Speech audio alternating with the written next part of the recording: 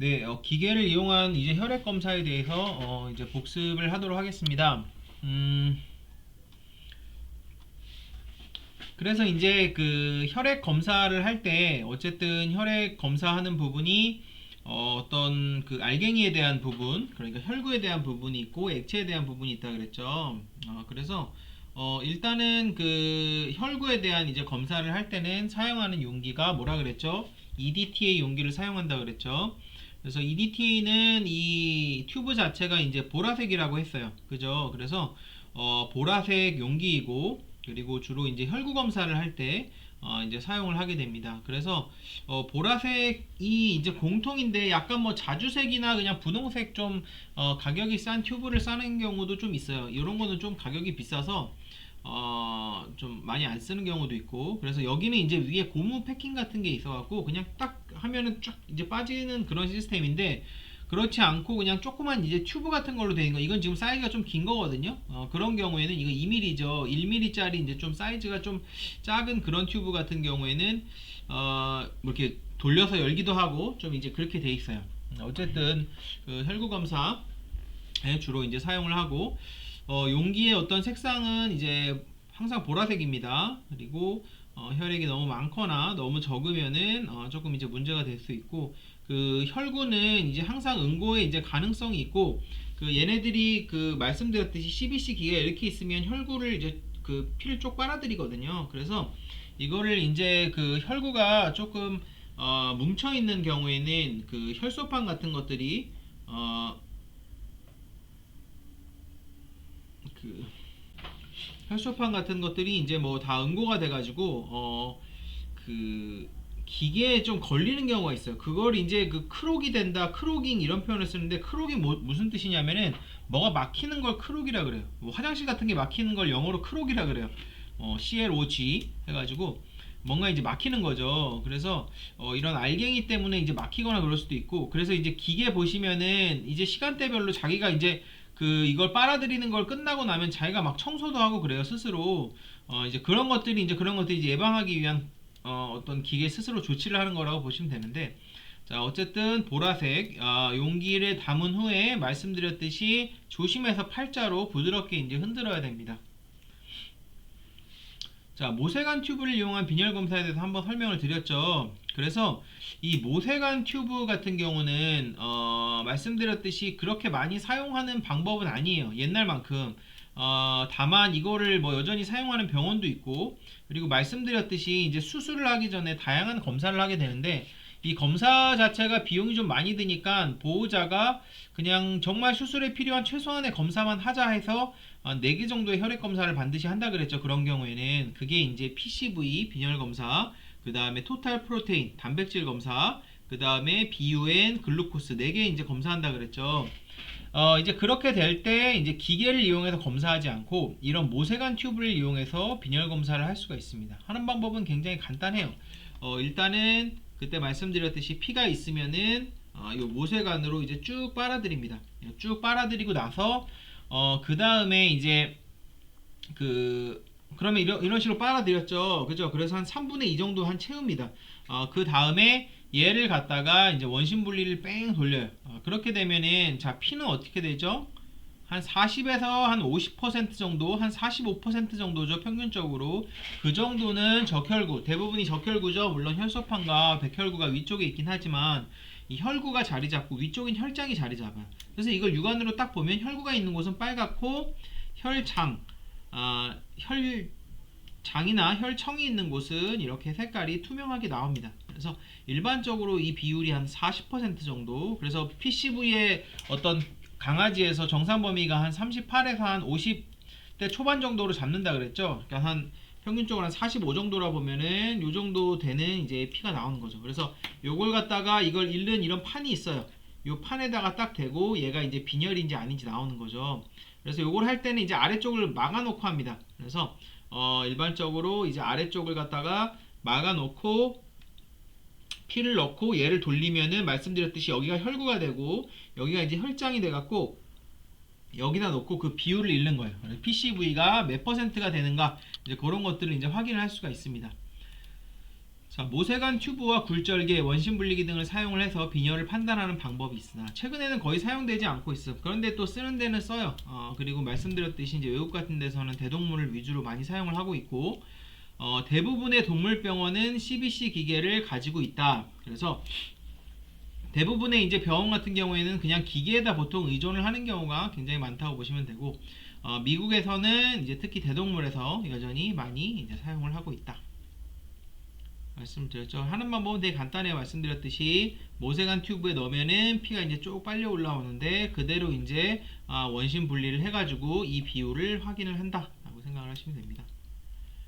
자, 자동 혈구 분석기, 이거는 이제 CBC죠. 그래서 이거는 이제 그냥 기계를 이용해서 혈구 검사를 한다고 보시면 돼요.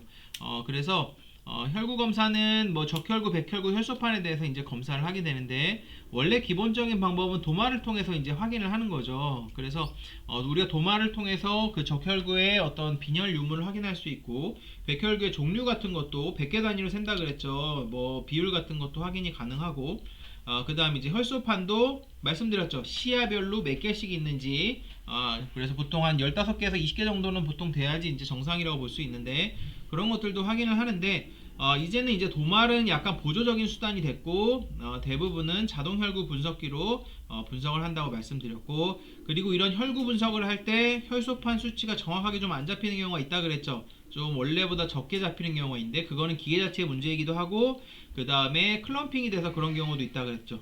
그래서 도말할 때 어떻게 한다 그랬죠?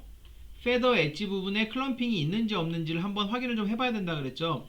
자, 어쨌든 그래서 EDTA 처리한 혈액을 이용하기 때문에 보라색 튜브를 반드시 사용을 하게 되고, 혈구의 크기, 개수, 비율 같은 것들을 이제 확인을 하게 되고, 라이스, 린스, 이제 딜루전하는 다일루전하는 그런 용액 같은 것들이 이제 통이 따로 있습니다. 그런 용액들도 필요하고, 그런 통들은 이제 소모품이기 때문에 중간중간에 갈아줘야 돼요. 그리고 말씀드렸듯이 여기 조그만 빨대처럼 돼 있는 거거든요. 그래서 얘네들이 이제 빨아들이는 과정에서 이제 클로깅 같은 게 생기면은 그때는 이제 좀 한번 씻어주면은 씻기는 경우도 있는데 뭐 안 되는 경우도 있어요. 어쨌든 정기적인 점검 같은 것들이 경우에 따라서 필요하다. 결과가 나오면은 모니터에도 뜬다 그랬고,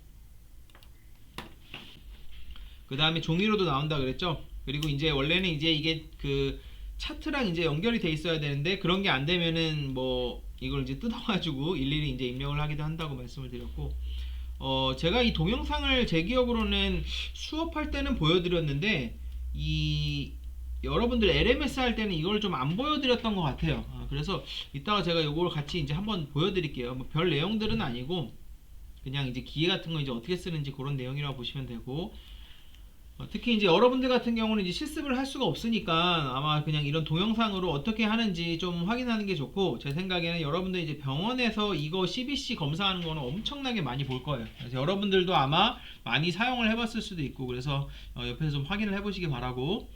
그래서 결과는 종이로 나올 수도 있고 기계에서 나올 수도 있고 차트로 확인을 할 수도 있고, 어쨌든 다양한 방법으로 결과 확인이 가능하다고 말씀드렸고, 자, 여기서는 세 가지를 기억해야 된다 그랬죠. 적혈구, 백혈구, 혈소판. 그죠? 그래서 그냥 여러분들이 뭐가 높을 때 낮을 때 무슨 질병이다 이런 식으로 알 필요는 없지만, 그냥 이 수치가 대충 뭐를 의미하는지는 우리가 알아야 된다고 했어요. 그래서 어떤 적혈구를 나타내는 게 HCT 아니면은 우리가 뭐 PCV라고 표현을 하기도 하는데, 이게 이제 서로 이제 그 보정을 해서 나오는 수치기는 하지만, 계산을 해서 뭐 이제 PCV라든지 HCT 서로 구할 수 있긴 하지만, 그냥 이제 이런 것들이 그냥 둘 다 이제 비슷하게 빈혈을 이제 의미한다, 이제 그 정도로 알아두면 된다고 말씀을 드렸고, 오히려 이 수치가 높으면 뭐라 그랬죠? 이 수치가 높으면은 보통은 탈수 같은 게 있으면 이 수치가 높아진다 그랬죠. 그 다음에 뭐 탈수의 원인은 되게 많죠. 그러니까 뭐 설사가 있든지 구토가 있든지 그런 게 있으면 이제 수치가 좀 올라가는 거죠. 그 다음에 이제 두 번째는 백혈구죠. 자, 그래서 백혈구는 절대적인 백혈구의 수치도 중요하다 그랬고, 비율도 중요하다 그랬죠. 그쵸? 백혈구를 구성하고 있는 5개, 호중구, 그 다음에 림프구, 그 다음 호산구, 단핵구, 그 다음에 호영구. 호영구는 너무나 비중이 적기 때문에 발견이 안 돼도 이상한 게 아니라 그랬고, 자, 호중구의 비율이 가장 높다 그랬죠. 그죠? 그 다음이 림프구, 그죠? 그 다음이 이제 뭐 호상구랑 단핵구랑 뭐 비슷한 수준이라 그랬고, 그래서 특정한 이제 혈구가 증가하게 되면 우리가 어떤 감염이 있다라고 의심할 수 있는 부분이라 그랬죠. 절대적인 건 아니지만 가령 이제 호중구가 증가하면 어떤 세균 감염이 있나 보다, 급성 감염이 있나 보다, 호상구가 증가하면 어떤 알러지라든지 기생충 같은 것들이 문제가 되나 보다, 이런 식으로 우리가 판단할 수 있다 그랬죠. 그래서 어떤 비율 같은 게 퍼센티지로도 나오고 여기 이제 넘버로도 나옵니다. 그러니까 퍼센티지도 나오고 수도 나와요. 사실은 퍼센티지보다 중요한 거는 사실 절대적인 수가 더 중요해요. 퍼센티지보다는. 근데 이제 어떤 그냥 비율 같은 것들을 우리가 쉽게 보기 위해서 퍼센티지로도 표현이 되고 비율로도 표현을 한다 그랬죠. 자, 그래서 백혈구 자체 절대적인 수치도 중요하지만 얘네들의 비율도 중요하다라고 말씀을 드렸고, 자, 백혈구가 증가하면 뭐라 그랬죠? 두 가지가 있다 그랬죠. 기억나세요? 첫 번째는 스트레스 때문에 백혈구가 증가하는 경우가 있다 그랬죠. 특히 호중구 같은 경우 호중구의 비율이 가장 높기 때문에 호중구가 증가하면 백혈구는 무조건 증가할 수밖에 없어요. 그래서 특히 이제 고양이 같은 경우 좀 수치가 많이는 아니고 살짝만 증가를 하게 되면은 스트레스 때문에 증가한 거다. 그걸 갖다가 기억나세요? 스트레스 류코그램이라고 한다 그랬죠. 그래서 그 스트레스 류코그램이 있으면은 뭐라 그랬죠? 호중구랑 단핵구가 살짝 증가하고 그 다음에 비율이니까 결국은 그 이제 호상구랑 그 다음에 림프구랑 살짝 줄어든다 그랬죠. 그런데 항상 이런 패턴으로 나오진 않는다 그랬어요. 그래서 그냥 이제 절대적인 수가 크게 증가하는 게 아니고 이제 살짝만 증가했을 때는 그리고 이제 별다른 어떤 감염의 징후가 없을 때는 어떤 그런 것들을 의심해 볼 수 있다. 그런 말씀 이제 드렸죠. 자, 반대로 백혈구가 감소하는 경우는 어떻다 그랬죠? 감소하는 경우는 뭐 어떤 감염 같은 거, 그죠? 바이러스, 뭐 파보 같은 거 이런 거 감염되면 초기엔 증가되다가 확 줄어들거든요, 나중에. 그래서 그게 이제 파보가 사실은 뭐 이렇게 우리가 범백 이런 식으로 불러요. 특히 이제 고양이 같은 데서. 뭐 무슨 뜻이냐면 범백혈구 감소증이라는 뜻이에요. 그러니까 백혈구가 확 줄어드는 이제 그런 거거든요. 그래서 어떤 그런 감염, 그 다음에 이제 그냥 일반적인 감염도 처음에는 백혈구가 증가하지만 감염이 너무 심하거나 그러면 백혈구가 감소합니다. 그런 경우엔 예후가 별로 좋지 않죠. 그래서 뭐 그런 감염 같은 거일 수도 있고, 그 다음 종양 같은 거, 그 다음 골수 자체에 문제인 경우도 있다 그랬죠. 아니면은 어떤 조혈 자체에 어떤 문제가 있는 어떤 기생충 같은 것들이나 원충에 감염이 됐을 때 이런 것들이 발견될 수 있다 그랬고, 자, 그 다음에 세 번째가 이제 혈소판이죠. 자, 백혈구가 이제 증가했을 때는 뭐라 그랬죠? 스트레스이거나 그 다음에는 감염이 있을 때 증가하는 거죠. 그죠? 그래서 백혈구의 절대적인 수치가 뭐 3만에서 4만 정도까지 증가했다. 아니면은 원래 정상 수치보다 2배 이상 증가했다. 이런 식으로 이제 뭐 수의사마다 기준은 다르겠지만 어떤 그런 것들이 보일 때 우리가 어떤 감염이 있다. 이런 것들이 이제 의심할 수 있다 그랬죠. 스트레스 수준이 아니다. 이런 식으로. 그 다음에 이제 혈소판이죠. 세 번째가 PLT라 그러는 게 플레이틀릿이라고 하는 이 혈소판이고, 자, 혈소판의 수치는 우리가 수술 전 검사를 할 때 되게 중요하다 그랬죠. 그래서 일반적으로 그 기계를 돌렸을 때 혈소판을 좀 적게 잡는 경향이 많은데 뭐 살짝 적거나 정상으로 나오면 기계의 문제인가 보다, 그리고 정상이니까 관계없겠지 하고 수술을 할 수도 있겠지만, 뭐 혈소판이 이제 많이 적게 나온다 그런 경우에는 우리가 도마를 통해서 확인을 해봐야 된다 그랬죠. 실제로 혈소판에 문제가 있는 그런 경우도 있기 때문에. 그래서 이제 어쨌든 혈소판은 이제 PLT고 이런 식으로 수치가 이제 200에서 한 500 정도 정상으로 나와야 된다 그랬고, 도말로 봤을 때 뭐라 그랬죠? 1100까지 한 다음에 5시야 정도를 봐서 거기에 평균을 해서 혈소판의 수치를 구한다고 말씀을 드렸습니다. 자, 그래서 우리가 이제 표를 봤을 때 수치가 높은 것, 낮은 것, 빨간색은 높은 거, 정상 수치보다, 그 다음에 파란색은 정상 수치보다 낮은 거라 그랬죠. 그래서 수치가 높은지 낮은지 금방금방 우리가 확인을 할 수 있다고 말씀을 드렸어요.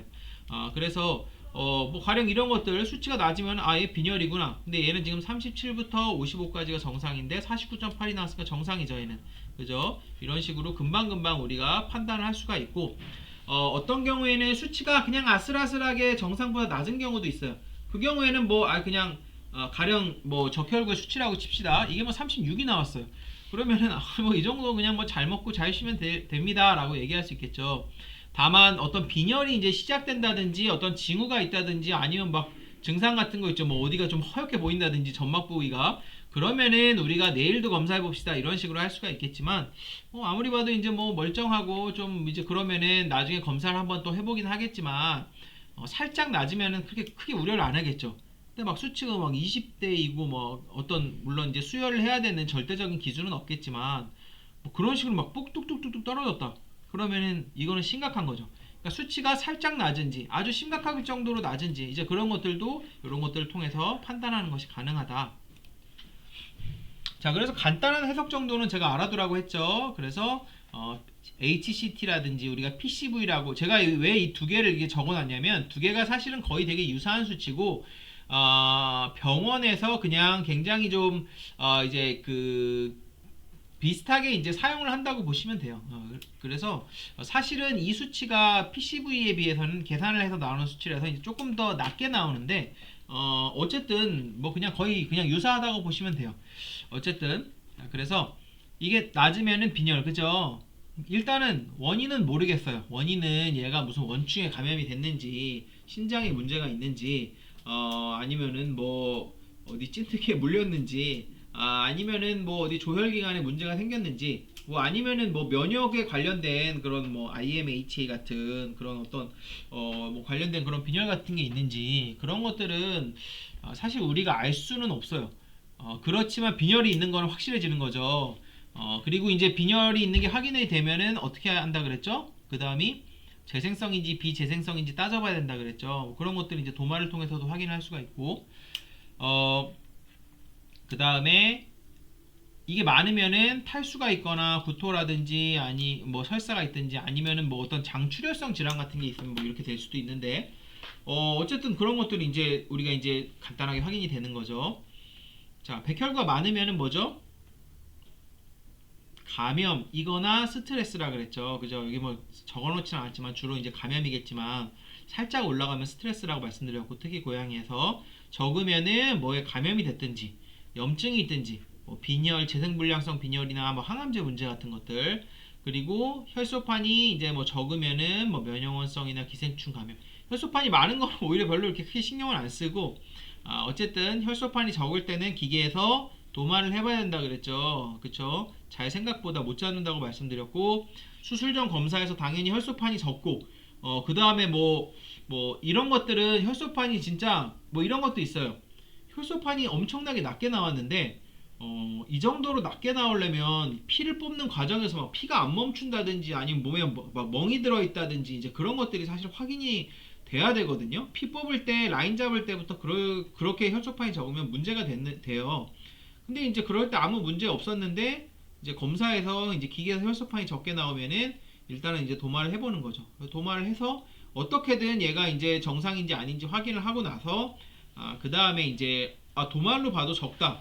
그러면 일단은 이제 좀 수술을 좀 취소를 하든지 하는 거죠. 그리고 이제 자세하게 응고개에 대한 검사를 그때는 하게 됩니다. 자, 응고개 검사 여러분 기억나세요? 무슨 색깔 튜브 쓴다 그랬죠? 하늘색 튜브 씁니다. 그죠? 그래서 시트레이트라는 물질이 들어있다 그랬죠. 시트르산. 시트르산염이라는 그 물질이 들어있어서 거기다가 이제 넣어가지고 어떤 응고개 검사 같은 거를 외부에 이제 의뢰를 하거나 해서 얘가 실제로 응고개에 문제가 있는지 수술을 해도 되는지 그런 것들을 이제 판단을 이제 받는다고 했죠. 자, 그래서 적혈구의 주요 지표 HCT라는 게 이제 헤마토크릿이라고 말씀을 드렸고, 그래서 간단하게 이제 그냥 빈혈의 지표처럼 생각을 하면 된다고 말씀을 드렸죠. 그러니까 어떤 그 간단하게 얘기하면 적혈구라고 그냥 보시면 돼요. 그 다음에 HCT는 이제 PCV보다 이제 낮고 이제 어떤 계산해서 보정해갖고 이 기계에서 나오는 값이라고 보시면 돼요. 흥분하면 확 늘어날 수도 있고 특히 말에서 그렇다 그랬죠. 어린 동물이나 마취 시에 조금 낮을 수도 있다. 자, 그래서 이제 적혈구의 어떤 주요 지표를 보시면은 그 이제 대표적인 거는 여러분 한 요 정도만 알아두셔도 돼요. MCV가 뭔지, HC 혹은 MCH가 뭔지는 사실은 크게 몰라도 되지만 그냥 상식적으로만 그냥 알아두세요. 자, MCV는 볼륨이에요, 볼륨. 자, 간단하게 얘기하면 크기입니다, 크기. 그러니까 어떤 직경이에요, 직경. 자, 그래서 이게 이제 마이크로는 우리가 작은 거 마이크로라 그러죠. 그 다음에 큰 거를 마크로라 그러거든요. 그 다음에 노모라고 하는 정상이라는 뜻이에요. 그래서 정상 사이즈가 있으면은 이게 큰 거, 마크로사이틱, 작은 거, 마이크로사이틱. 사이틱이라는 건 세포란 뜻이에요. 그래서 큰 세포, 작은 세포, 정상세포. 정상세포, 작은 세포, 큰 세포. 이렇게 이제 읽을 수 있는 거죠. 적혈구는 이제 평균 직경인데, 자, 적혈구는 크기가 어떻다 그랬죠? 일단은 백혈구보다 작고, 그 다음에 모양도 비슷하고, 중간에 핵이 없기 때문에 안에가 좀 허옇게 나온다 그랬죠. 우리가 그걸 페일이라 그래요. 페일. 조금 영어로 이제 하자면, 페일하고 안쪽이. 자, 그 다음에 크기가 모양이 서로 비슷하다 그랬죠. 자, 그런데 이제 그때 한 가지 말씀드렸던 게 뭐죠? 빈혈 중에서 재생성 빈혈이 있으면은 아직 분화가 되지 않은 세망적혈구가 혈액으로 쏟아져 들어오기 때문에 사이즈가 좀 크고 색깔이 푸르스름한 애들이 보인다 그랬죠. 그럼 그런 애들은 사이즈가 크기 때문에 전체적으로 셀 볼륨이 상승을 하겠죠. 그죠? 그리고 어떤 뭐 비재생성 어떤 빈혈 같은 경우에는 직경에 이제 변화가 없고 이제 뭐 그런 것들이 있는 거죠. 그래서 빈혈도 우리가 노모사이틱 노모 크로마틱 크로마틱이라고 하나? 크로닉이라고 하나? 예, 노모 크로닉 이런 식으로 이제 그런 식으로 그런 빈혈이다 이런 식으로 이제 부르기도 하고 한국말로도 이제 그게 있어요. 정확하게 기억이 안 나는데 어쨌든 예. 그 다음에 이건 이제 지금 말씀드렸듯이 재생성이냐 비재생성 빈혈과도 연관이 있다 그랬죠. 재생성 빈혈인 경우에는 사이즈가 큰 게 조금 더 나타나서 반드시 그렇지는 않지만 평균 직경이 좀 늘어나는 편이다. 그 다음에 이제 MCH라는 것도 사실 있고 MCHC라는 것도 있어요. 그래서 보통 이제 두 가지 수치가 같이 나오고 어떤 색소의 양이라고 보시면 됩니다. 그래서 요것도 이제 이게 정상적인 애죠. 정상적이고 안쪽이 이제 아까 말씀드렸죠. 페일하다고. 그래서 이게 이제 너무 안에 색소가 없으면 이렇게 허옇게 되고 심각하게 색소가 없으면 이렇게 허옇게 돼요. 그래서 이게 정상이라 그러면 노모가 정상이라 그러면은 하이퍼는 뭐가 부족한 거죠. 하이퍼는 뭐가 넘치는 거죠. 색소가 너무 넘쳐가지고 너무 진하게 보이거나 아니면은 너무 이제 좀 색소가 없어서 연하게 보이고 마찬가지로 이제 좀 세망적혈구가 늘어나면은 어떻다 그랬죠? 사이즈는 커지고 그리고 조금 푸르스름하게 색소가 좀 연한 애들이 나온다 그랬죠. 그래서 이제 재생성 빈혈이면은 반드시 그런 건 아니에요. 보통 일반적으로 빈혈이 있으면 도마를 보는 게 이제 추천이 되지만 얘가 늘어나고 얘는 줄어드는 형태로 이제 좀 나올 수가 있습니다. 그래서 이런 것까지는 여러분들이 꼭 이제 아실 필요는 없다고 생각이 되고 자 이제 백혈구 자 백혈구는 첫 번째로 백혈구의 수가 많은가 적은가가 제일 중요해요. 이게 이제 염증의 지표가 되기 때문에 결국은 물론 이제 염증이라고 하면은 이제 뭐 감염성에 의해서 하는 염증만 보통 여기서는 확인이 되는 거죠. 염증은 꼭 감염성에 의해서 일어나는 것은 아니기 때문에 그리고 이제 염증을 보는 지표라는 게 백혈구도 있지만 이제 CCRP라 그래서 CCRP 혹은 이제 CRP라 그래가지고 어떤 염증 같은 거 이제 수치 이제 측정하는 그런 어떤 방법도 있어요. 병원에서. 자, 어쨌든 뭘로 하든지 이제 어떤 백혈구 자체가 이제 수치가 높은지 낮은지 이런 것들이 이제 굉장히 중요하고 그 다음에 5개 종류 백혈구의 비율이라 그랬죠. 그래서 얘네들의 비율에 따라서 어떤 형태의 감염이 있는지 이거를 사실 이제 바로 확진이 나오거나 이런 건 절대 아니에요. 이런 혈액 검사는 기본적으로 스크리닝 검사라고 해서 우리가 전체적으로 그냥 전체적으로 얘가 건강한지 안 건강한지 어디에 문제가 있는지 계략적으로 보는 겁니다. 그래서 이거는 숲을 보는 검사고 이제 나무를 보는 검사를 하려고 하면 세부적인 그 추가 검사를 이제 해야 돼요. 자, 그 다음에 이제 밴드형 백혈구, 밴드형 호중구라 그랬죠. 이건 뭐라 그랬죠? 호중구가 오른쪽으로 갈수록 마추어 그러니까 조금 더 성숙한 형태로 돼서 호중구가 최종적으로 성숙이 됐을 때는 여러 가지 분엽이 돼서 분엽이 된 게 뭐라 그랬죠? 세그먼티드라 그랬죠. 분엽이 된 상태로 혈액 속에 존재를 하는데 자 원인이 뭐든 어쨌든 어떤 몸에서 큰 염증이 있든 해서 그런 호중구가 소모가 되고 좀 아직은 좀 훈련병 같은 그런 호중구 분엽이 되지 않은 호중구가 이제 혈액으로 들어오는 게 있는데 그런 걸 우리가 뭐라 그랬죠? 기억나세요? 레프트 쉬프트라 그랬죠? 핵 좌방 이동 뭐 이런 말을 쓴다 그랬죠? 이런 애들이 많으면 뭐라 그랬죠? 이런 애들이 심지어 어떤 분엽된 호중구보다 많으면은 이거는 감염이 굉장히 심각해서 예후가 좋지 않다 이런 예후 판정에도 쓸 수 있다고 말씀드렸죠. 그래서 밴드형 백혈구의 비율도 봐야 됩니다. 그래서 그 기계에 따라 다른데 밴드형 백혈구 그러니까 호중구가 몇 개인지 잡아주는 경우도 있어요. 어쨌든 그런 것도 이제 봐야 되고 자 그 다음에 이제 백혈구가 늘었으면 말씀드렸듯이 얼마나 늘었냐 그러니까 백혈구가 늘은 게 스트레스가 원인일 수도 있다 그랬고 염증일 수도 있다 그랬고 그리고 이건 컨트롤이 안 될 정도로 심하게 늘은 경우도 있어요. 감염이 이제 심해지거나 이제 그런 경우도 있죠. 그리고 이제 매일매일 이제 하는데 백혈구가 늘다 갑자기 이제 확 또 줄어든다. 그러면은 이제 그런 것들도 굉장히 이제 좋지 않은 징후죠. 그 가령 이제 파보 같은 거 이제 걸리게 되면 범백혈구 감소증인데 처음부터 백혈구가 막 감소되는 건 아니에요. 살짝 증가를 하다가 어느 정도 시간이 지나면은 확 줄어듭니다. 이제 어쨌든 그런 식으로 되는 거죠. 자, 그래서 요 표를 보면 알 수가 있는 거죠. 그래서 이제 파란색, 이제 빨간색, 정상적인 어떤 우리가 레퍼런스 범위라고 해요. 미니멈, 맥시멈 해가지고 어떤 정상 범위를 외워두면 너무나도 좋겠지만 이거를 다 외워두는 사람은 뭐 그렇게 많지는 않을 거예요. 그래서 그리고 이제 개가 다르고 고양이가 다르고 그렇기 때문에 그래서 그냥 기계에서 이제 이런 것들을 딱 잡아줍니다. 그래서 파란색인지 빨간색인지 특히나 그 고양이라든지 강아지라든지 이 레퍼런스 범위가 조금씩 달라요. 그래서 여러분들 이제 CBC 기계를 할 때 이게 고양이냐 강아지냐 이거에 따라서 조금 좀 설정을 다르게 합니다. 그렇지 않으면은 정상인데도 이제 고양이에서는 정상인데 개에서는 비정상일 수도 있겠죠. 서로 이제 정상이나 비정상 그런 것들을 잘못 잡는 경우가 있죠. 자, 그래서 이제 강아지랑 고양이랑 여기 이제 레퍼런스 나오죠. 레퍼런스가 조금씩 달라요. 그래서 백혈구, 그 다음에 이거는 분엽된 호중구, 이거는 밴드 호중구.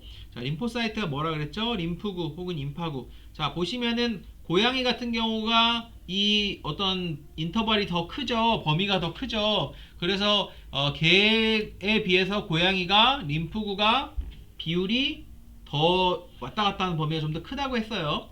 그 다음에 단핵구, 그죠? 그 다음에 호산구, 그 다음에 이거는 호염구. 이런 애들은 비중이 좀 적다 그랬죠.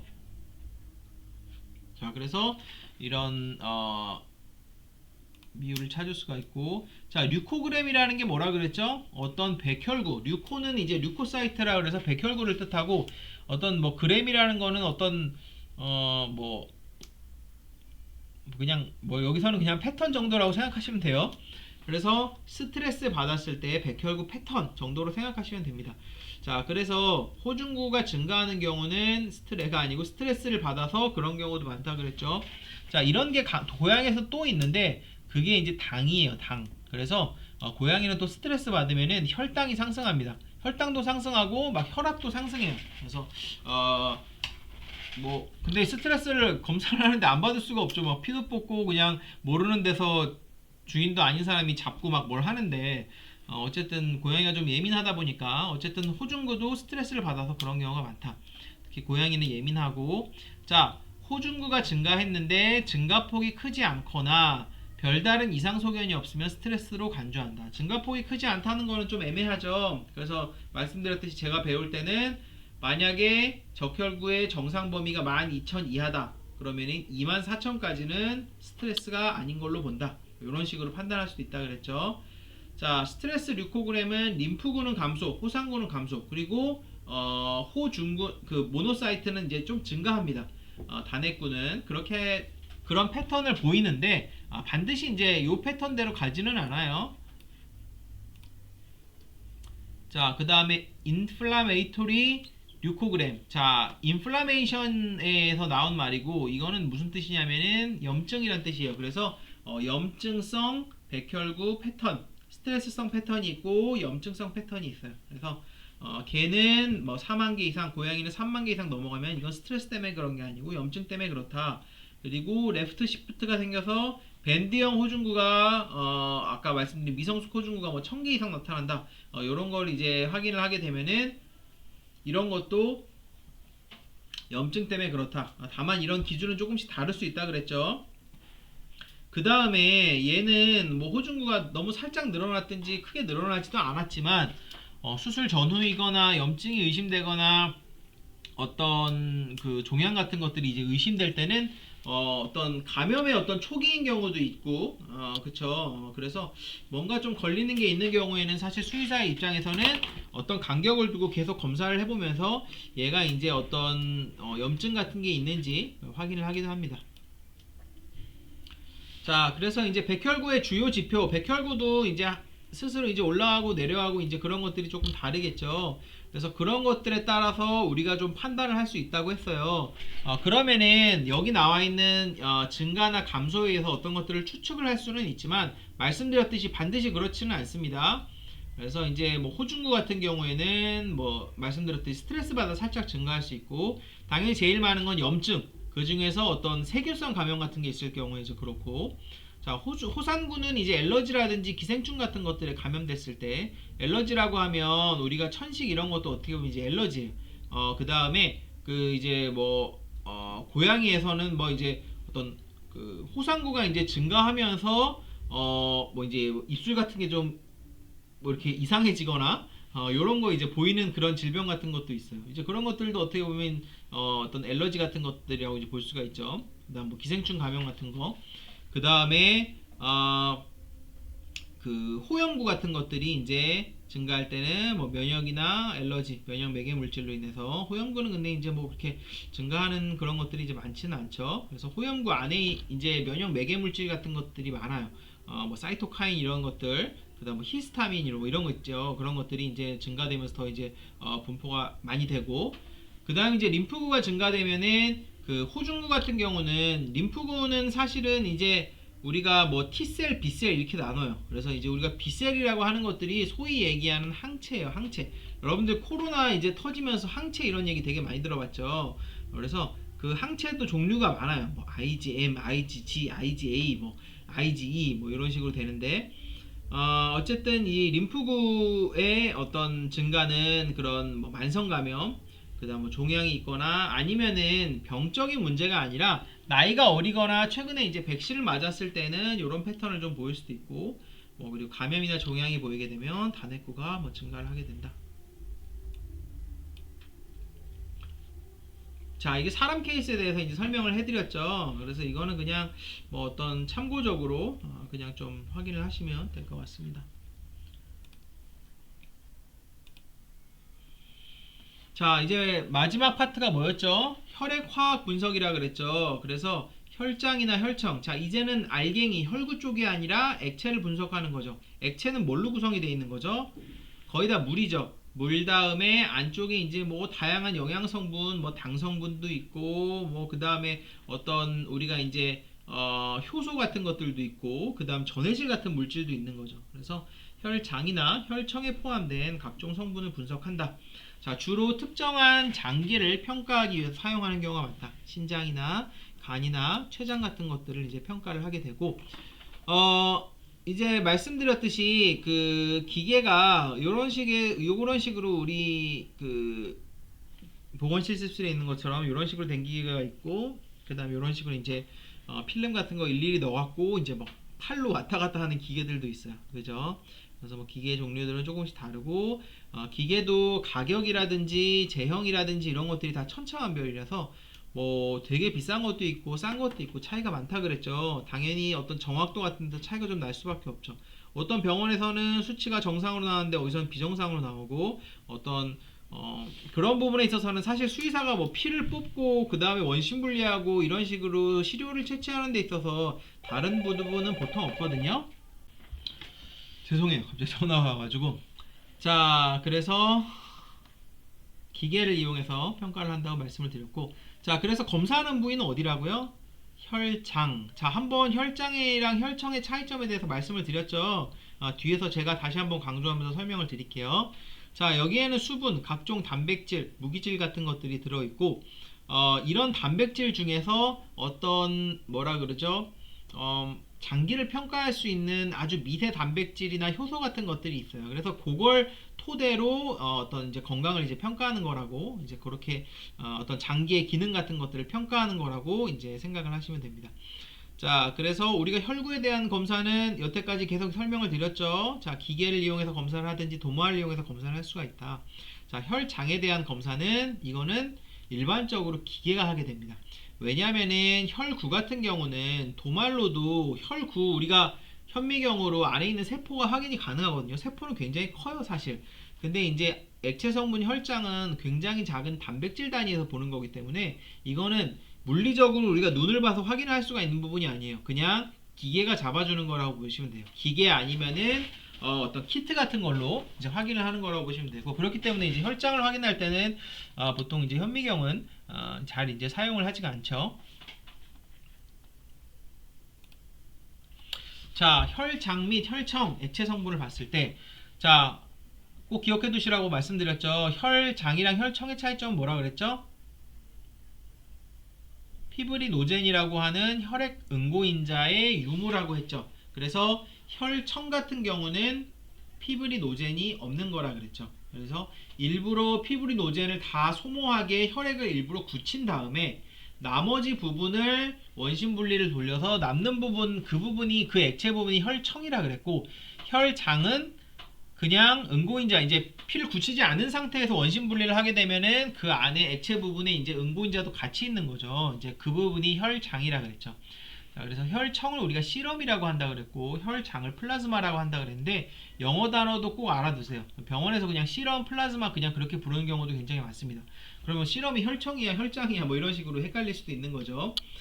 자, 그래서 일반적으로 그 혈액화학 검사를 할 때는 혈청이 더 선호된다고 말씀을 드렸죠. 근데 혈청은 분리해내기가 조금 까다롭다 그랬죠. 양도 조금 좀 많지 않게 나오는 부분도 있고, 그래서 동물병원에서는 혈장을 해도 결과가 동일하게 나오는 경우가 많기 때문에 혈장을 이제 검사를 할 때 주로 사용을 한다고 했는데, 특정한 검사라든지 어떤 특정한 키트라든지 이럴 때는 반드시 혈청으로 해야 되는 경우가 있어요. 그냥 매뉴얼 같은데 그때는 무조건 이제 혈청으로 이제 해야 되는 거죠.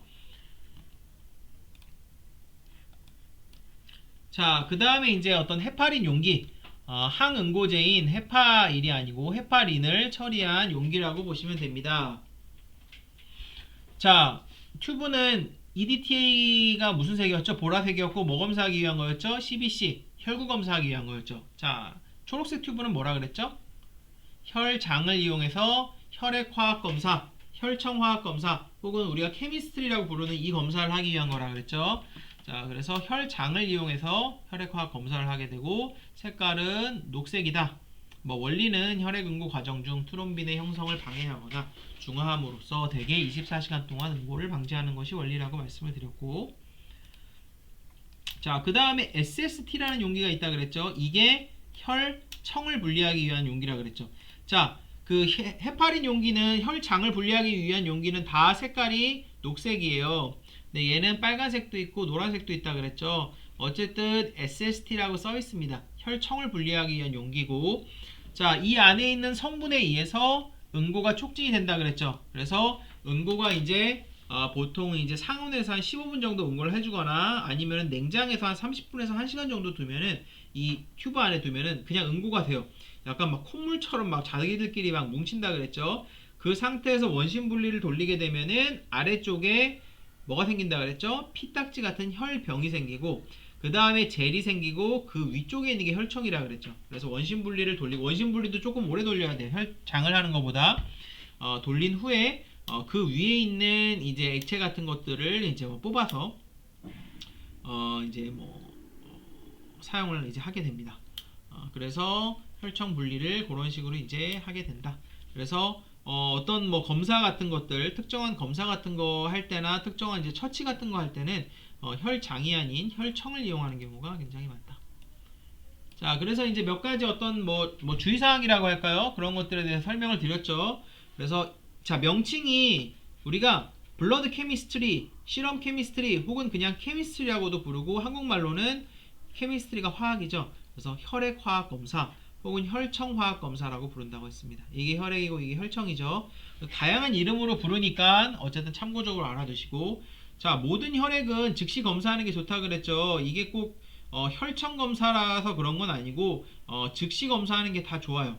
물론 우리가 어디 이제 시료 같은 걸 보낼 때는 며칠 걸리니까 혈청만 뽑아가지고 냉장시켜서 냉동시켜서 보낼 수도 있겠지만 어쨌든 원리 자체는 원칙 자체는 즉시 검사하는 게 가장 좋고 검사가 지연되면 혈청만 따로 분리를 해서 그러니까 말 그대로 이제 혈병에 의해서 영향을 받지 못하게 하는 거겠죠. 냉장하거나 냉동 보관해서 검사를 할 수도 있고. 자, 약물을 처치를 하고 나면은 일단 검사 결과가 항상 바뀌어요. 그래서 우리가 진단이 끝나고 난 후에는 어떻게 보면 뭐 상관이 없을 수도 있겠죠. 우리가 치료 효과를 오히려 볼 수도 있으니까. 근데 진단을 이제 하는 단계에서는 뭐 사실 진단명도 모르고 약을 쓰는 경우가 있긴 있죠. 그냥 한번 이제 뭐 가령 스테로이드 같은 거 이제 뭐 아니면 항생제 같은 경우 이제 써볼 수도 있겠지만 어쨌든 가급적이면은 정확한 진단을 위해서는 약물이라든지 수액 처치를 하기 전에 어떤 검사를 하는 것이 가장 이상